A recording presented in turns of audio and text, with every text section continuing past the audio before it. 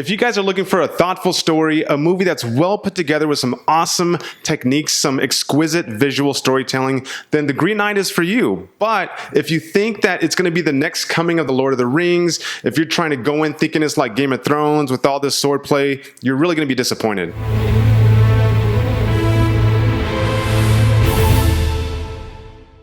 Directed by David Lowery.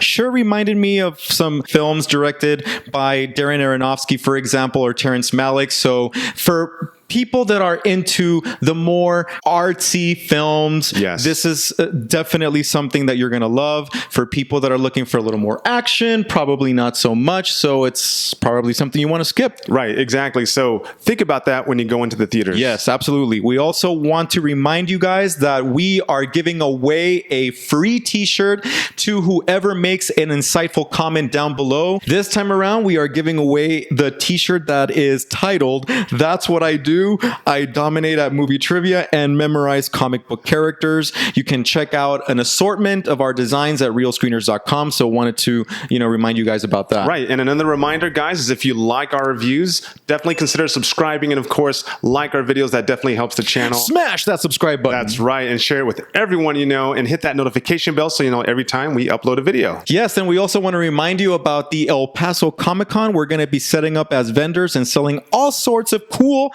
t-shirt designs. Yeah, we're going to be interviewing people. We're doing movie trivia. You will flip out when you see our new t-shirt designs there. Stellar. That is September the 10th through the 12th at the El Paso Convention Center. So we're looking forward to that as well. Check it out. All right, so let's get right into The Green Knight. All right, let's do it. So I'll go ahead and start off, and I will say that this is a story you've told me that is taught a lot in high school, particularly senior English. I had never come across that story. Yeah, it's a classic British tale, legend. I brushed Sir up on Gawain it a little. and the Green Knight. Yeah, Sir Gawain, who is King Arthur's nephew, right?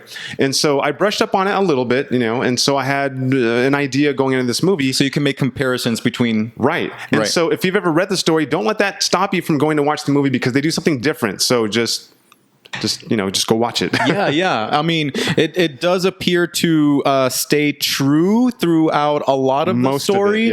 But there's definitely, like you said, a twist or sort of like some differences that make it interesting, they Hollywoodize it. That I feel like, people who appreciate the legend or the story or are familiar with it will appreciate the movie. Yes, because it doesn't take away, what I like is it doesn't take away from the core of the message, right? Yeah. It just does it a different way at a certain point in the movie. So, the first thing that comes to mind when I think of this movie, by the way, I just want to start off by saying that I really liked this movie a lot. Yes. More than I thought I would. Both of us did. Yeah. First thing that comes to mind is atmosphere for me. Like, this movie is heavily built on mood and atmosphere, and the cinematography was very well thought out and constructed and developed. Every shot looks beautiful. The lighting is beautiful. The use of color is thoughtful. It is visually arresting and stunning in my mind. So I really like that about the movie. Right. And to your point on the cinematography, they also do a good job. And I like to point this out with movies when they do a good job of this, is to create that sense of solitude and emptiness and loneliness. With a lot of very savvy use of the rule of thirds. Sometimes they use a lot of negative space, and so they knew exactly what they were doing. Yeah, man. And it's not overdone. It's extremely purposeful. Yes, and you mentioned as we were watching the movie that it felt at times like a horror film, which I think is right on point. Like, I think that the cinematography along with the music builds this incredible sense of foreboding and like impending doom. And I think that even though the movie doesn't move at a very fast pace, it's pretty slow, you are kept interested and you want to continue on this journey, which is basically what this movie is, right? It's a hero's journey, right? Going back to the music, there were some shrieks that kind of reminded me of Hereditary. And I liked. Yes, and sometimes it reminded me of a ticking clock. Yeah, like tick tock, tock, like something is coming. As far as visual techniques, I mean, it was near perfect, if not perfect, guys. Good stuff. And, talking about the acting in this movie, it is all around impressive. Can't disagree. Yeah, very good performance by Dev Patel, of course, as Gawain. Yes. Right? And we have Alicia Vikander, who plays two roles, actually. That's surprisingly. Right. That's a did you know fact that you didn't know that. The two characters characters look very different, so some people might not realize that it's the same actress. I'll be honest, I didn't know. He told me after the movie, and I was like, no way, really? Yeah. And sure enough, that's what it was. We had another person with us. A peasant woman at the beginning, and then later on in the movie, she plays like a seductress of sorts. Right. She plays a lady of a castle, and I was like, wow,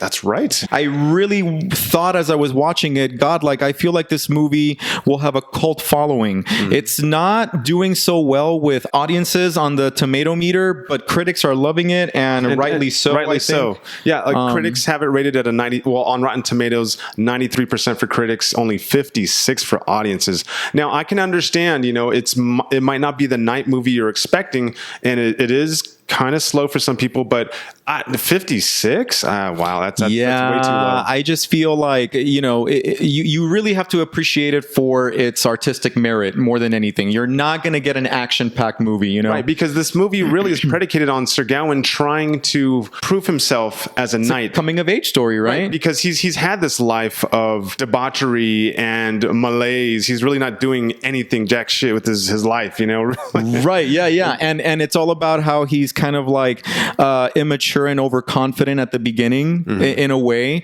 and then he goes through this journey and he grows and he learns how to be a virtuous person. Let's just put it that way. He takes on this task of fulfilling his promise to the Green Knight because he struck a blow to the Green Knight. So the Green Knight says, hey, in a year I have to be able to return the favor, so to speak. So he goes on this journey. So the themes are heavily embedded throughout and well thought out. Right. And again, we can't stress enough that the visual and auditory techniques of this movie really help in developing those are the highlight. And one last thing I'd like to add before we go into our real ratings is that I thought the dialogue was very thoughtful and wasn't wasted. Obviously, they have relatively little dialogue in this movie because they try to show you visually one more time, right? Yeah. There are some incredibly good monologues that come to mind too. Yeah, in fact, Alicia Vikander has a moment in the movie that is very captivating, I feel. It speaks to one of the themes, but we won't get into this because then this becomes a literary analysis and we'll be here for 30 minutes having fun. But just a well-made film all around. All right. So let's get into our real rating then. So I will easily give this 4.5 reels. What keeps it from getting 5 for me is probably about two things. I kind of wish I would have had a little bit more backstory to kind of drive home the motivation, right? You see, they show you what kind of life he lives, but I kind of felt like, well, how does he go from this to suddenly wanting to become a valiant knight? I wanted to see a little bit more explanation or showing of that. I'm nitpicking, okay? The second thing is, I'm an action guy. I wanted to see some swordplay, I'll be honest. But 4.5, still a great movie to watch in the theater. 4.5 is a really good rating. I wanted to add, because I didn't think to add this before, that this movie, by the way, is kind of trippy. There are some scenes that kind of reminded me of sort of like 80s fantasy films at times. There are some striking images in the movie, and you're going to be like, whoa. Definitely some WTF What am I moments. Watching, So I love stuff like that, I really do. Exactly, right? I love stuff like that. So I am going to agree with your real rating. It is a 4.5. I didn't mind so much that it didn't have backstory, but I thought at times that the pacing was a little...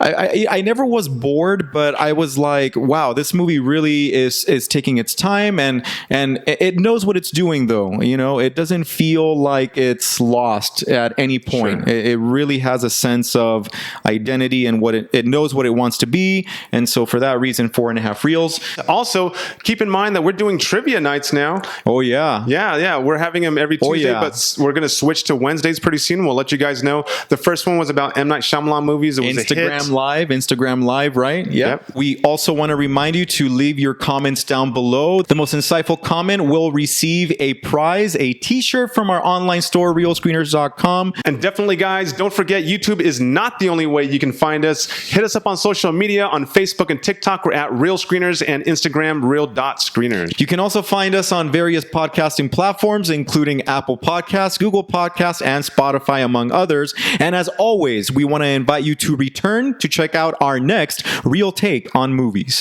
We're giving away the t-shirt that we have on our store online, realscreeners.com. It is the t-shirt called That's What I Do. I dominate comic book.